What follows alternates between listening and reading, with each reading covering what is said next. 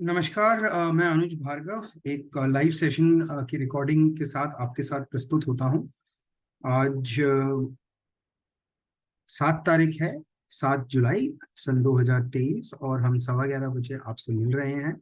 तो आइए हम समझते हैं कि किस तरीके का स्ट्रक्चर आज के दिन डेवलप हो रहा है। ऑटो ट्रेंडर की हेल्प से हम किस तरीके से आइडेंटिफाई कर सकते हैं चीज़ों को, और आगे बढ़कर हम मार्केट्स को किस तरीके से देखते हैं, साथ में फ्यूचर कोर्स ऑफ एक्शन हमारा क्या रह सकता है।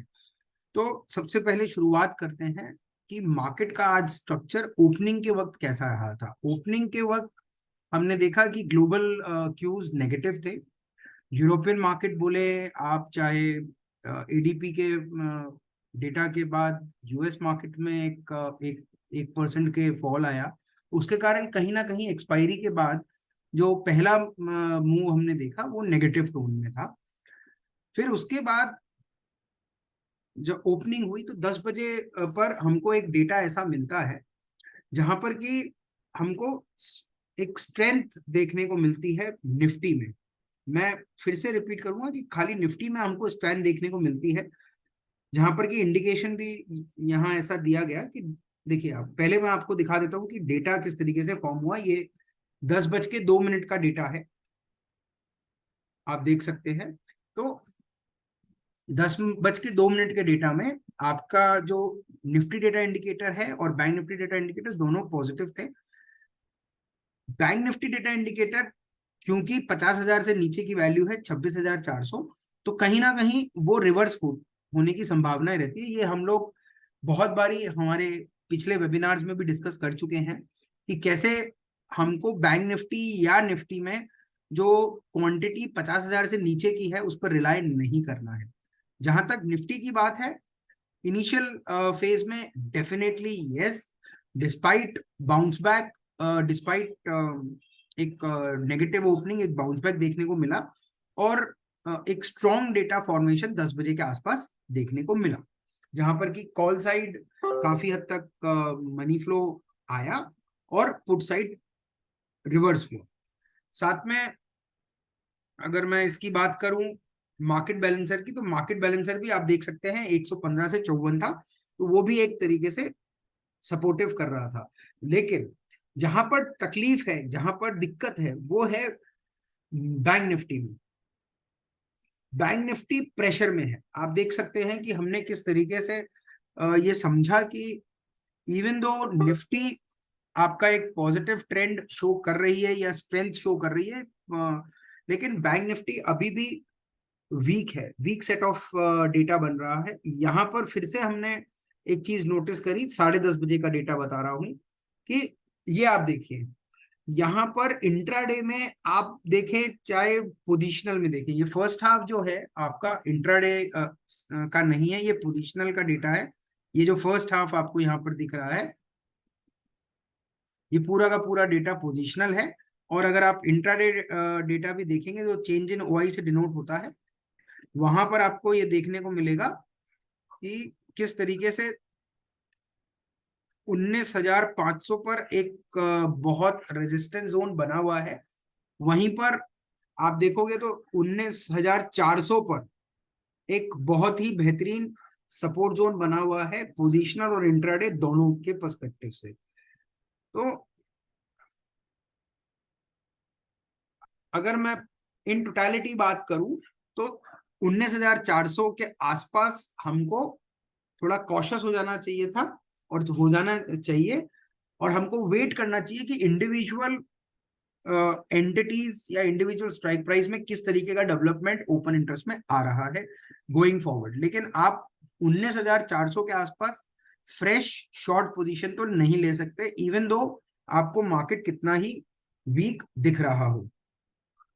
और हमने देखा कि किस तरीके से चीजें इंप्रूव होती दिखी 19,400 के आसपास जाते हुए। यहाँ पर हमने बोला भी है 11 बजे के आसपास, 10:57 पर, कि 19,400 पर ओपन इंटरेस्ट काफी हद तक बढ़ा हुआ है। 60% का ओपन इंटरेस्ट कल के मुकाबले अभी भी ज्यादा है।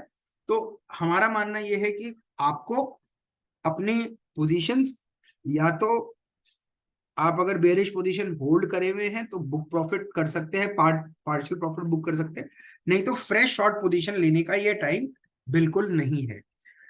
साथ ही हम लोग आगे इसको एनालाइज करेंगे कि किस तरीके से अगर कोई हमको इंटरमीडिएट वीकनेस वापस दिखती है तो हम उसको इन कैश करेंगे, लेकिन अभी एक बाउंस बैक आने दीजिए।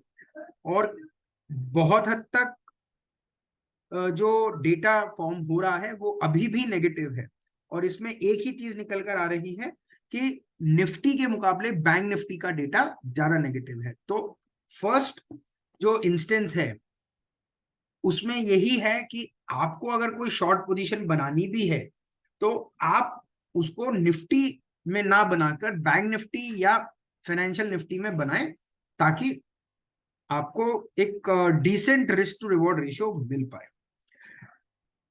अभी के लिए आप देखिए, जैसे कि आप अभी ये स्क्रीन देख पा रहे हैं, तो अभी जो 11 बजे के आसपास 60% का मेरा एडिशन था वो बढ़ के 6% और हो गया है, यानी कि 19,400 में थोड़ा सा सपोर्ट मिला है वहां पर।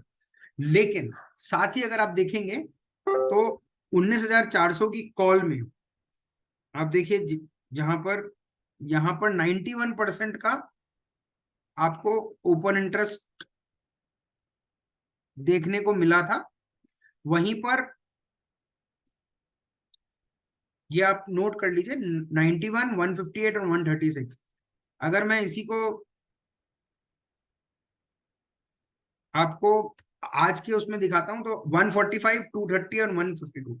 तो कहने का मतलब ये है कि कहीं ना कहीं वीकनेस तो परसिस्ट करती है, लेकिन आपको जो सपोर्ट जोन पर बाउंस बैक मिल रहा है वो भी सिग्निफिकेंट मिलता है।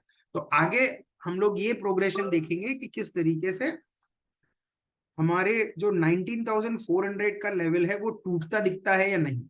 मेरे को पॉसिबिलिटी 19,400 की टूटने की कम लग रही है in respect to with respect to bank Nifty. आप बैंक निफ्टी का डेटा देखिए तो आपको क्लियर कट एक डाउन ट्रेंड मिलेगा, जहां पर कि अभी भी वो 45,000 के आसपास घूम रहा है। आप देखिए 45,000 का जो लेवल है उसको अभी भी स्पॉट लेवल से रिस्पेक्ट दे रहा है। आप यहाँ पर क्लियर कट देख सकते हैं 45,000 के आसपास ही घूम रहा है। तो हमको फर्दर चीजें की रिक्वायरमेंट होगी, फर्दर एनालिसिस की रिक्वायरमेंट होगी, ताकि हम ये कह सके कि 45,000 डिसाइसिवली ब्रेक होने वाला है। तो वो कैसे पता चलेगा? वो यहां पर अगर अनवाइंडिंग होती है 45,000 पर, अनवाइंडिंग का साइन कहीं भी दिखता है, अभी आप देखिए 99% एडिशन हुआ है 45,100 पर, 45,200 पर भी कहीं ना कहीं आपको राइटिंग दिख रही है। लेकिन इवेंचुअली अगर 45,000 को ब्रेक होना है तो ये जो आपको यहाँ पर 11,93,250 का जो ओपन इंटरेस्ट दिख रहा है वो नेगेटिव जोन में जाना चाहिए मेरे हिसाब से। तो तभी हम कोई डिसाइसिव पोजीशन ले सकते हैं। वो हो सकता है कि ये अनवाइंडिंग हो, सॉरी मैं गलत बोल गया, 11,93,259, 19,32,165, ये जब अनवाइंड होगा, यानी कि अगर ये 10 लाख से नीचे भी आता है तो भी मेरे लिए एक सिग्निफिकेंट क्लू हो जाएगा कि हमारा ये सपोर्ट जोन टूटने वाला है। हो सकता है कि उस टाइम पर आपका स्पॉट लेवल 44,900 के आसपास हो, लेकिन उसमें कोई दिक्कत नहीं। लेकिन अभी के लिए आप एक पॉज मोड अपना सकते हैं, लेकिन नेगेटिव टोन के साथ। नेगेटिव टोन आपको मेंटेन रखनी है और कोई भी बुलिश स्ट्रेटेजीज नहीं बनानी है। मैंने आपको सिर्फ ये कहा है कि सपोर्ट के आसपास आप अपनी फ्रेश पोजीशन को थोड़ा पॉज दें, लेकिन मैंने ये बिल्कुल नहीं बोला है कि आप फ्रेश लॉन्ग्स बनाएं या आप लॉन्ग में एंटर हो जाए। बुलिश डेटा नहीं है ये। तो कहीं ना कहीं आपको ऊपरी लेवल पर जब बाउंस बैक कंप्लीट हो जाए, वो नेगेट करना स्टार्ट कर दे, तब आपको शॉर्ट पोजीशंस एंटर करनी चाहिए। और डेफिनेटली अभी जिस प्रकार से चल रहा है उस प्रकार से यही लग रहा है कि आप बैंक निफ्टी में बेशक एक बेयरिश पोजीशन बना सकते हैं, प्रोवाइडेड दैट कि इसमें आपको सिग्निफिकेंट ड्रॉप दिखे। वैसे अगर आप पीसीआर का ट्रांजेक्शन देखेंगे तो थ्रू आउट द डे ये 0.65 से लेकर नेगेटिव जोन में ही गया है, और अब तो निफ्टी का ट्रेंड भी नेगेटिव हो गया है। फिन निफ्टी की अगर मैं बात करता हूं तो आप देखेंगे फिन निफ्टी में भी आपको क्लियर कट, ये देखिए आप, यहां पर अनवाइंडिंग है, यहां पर अनवाइंडिंग है, अभी 20,000 का सपोर्ट है। अब यहां पर आप खेल सकते हैं, फिन निफ्टी को आप शॉर्ट कर कर चल सकते हैं डेफिनेटली। अभी कम से कम नहीं तो 150 पॉइंट का गैप आपको मिलता है, वहां पर आप पोजीशंस अपनी शॉर्ट की क्रिएट कर सकते हैं। आपको करना क्या है, 20,150 का आप पुट ऑप्शन लीजिए, ले सकते हैं, ठीक है ना। 20,150 में 93 रुपीज का आपको एक प्रीमियम मिल रहा है। उसमें आपको स्टॉप लॉस कैसे मेंटेन करना है, ये वीवैप 208 का है। वीवैप से ऊपर 30 पॉइंट लगा ले तो करीबन फ्यूचर में अगर 200 250 के अराउंड फिन निफ्टी निकलता है, जो कि मैं आपको फ्यूचर भी बता देता हूं। फ्यूचर अभी चल रहा है 25 जुलाई का 20,161। तो ये एक टेंटेटिव ट्रेड है, आपको अपना रिस्क मैनेज करना जरूरी है, आपको अपना स्टॉप लॉस लगाना जरूरी है, आपको पोजीशन आपका साइज देखना जरूरी है। और ये एक एजुकेशनल पर्पज से टेंटेटिव हम ब्रैकेट दे रहे हैं, इसमें कोई रिकमेंडेशन नहीं है। हम आपको सिर्फ सिखाने के पर्पज से ये सारी चीजें बता रहे हैं कि आप एक डिसिप्लिन ट्रेडर बने रहें। और कोई भी ट्रेड एग्जीक्यूशन से पहले अपने फाइनेंशियल कंसल्टेंट से जरूर बात कर ली जाए जा सकती है। तो इसी को ध्यान में रखते हुए आप फ्यूचर लेवल जो कि अभी 20,153 चल रहा है, 92 पर मैंने आपको बताया, अगर वो 100 पॉइंट की यहां से तेजी हो जाती है तो डेफिनेटली एक आपको स्टॉप लॉस ले लेना है।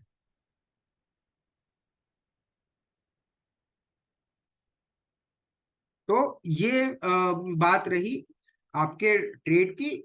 आपको बेयरिश पोजीशन ही बनानी है, बुलिश पोजीशन नहीं बनानी है। इसी के साथ ये 15 मिनट का जो क्विक सेशन है वो समाप्त होता है। और आई होप कि जो ऑटो टेंडर में हमने दिखाया है या जो समझाया है वो आपके लिए काफी यूजफुल रहेगा। और जो लोग अभी भी ऑटो टेंडर नहीं सब्सक्राइब किए हैं वो सब्सक्राइब कर सकते हैं। Thank you very much, thank you for your time.